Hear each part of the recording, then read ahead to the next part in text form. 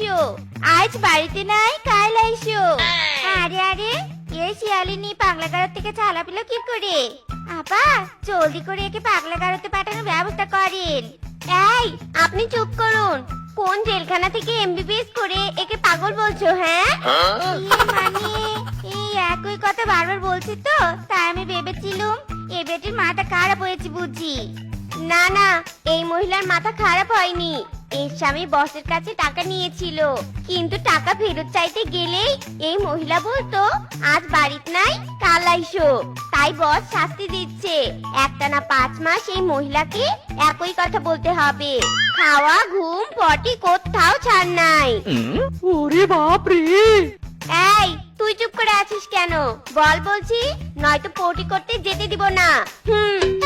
আজ বাড়িতে নাই কাল আইসো, আজ বাড়িতে নাই কাল আইসো।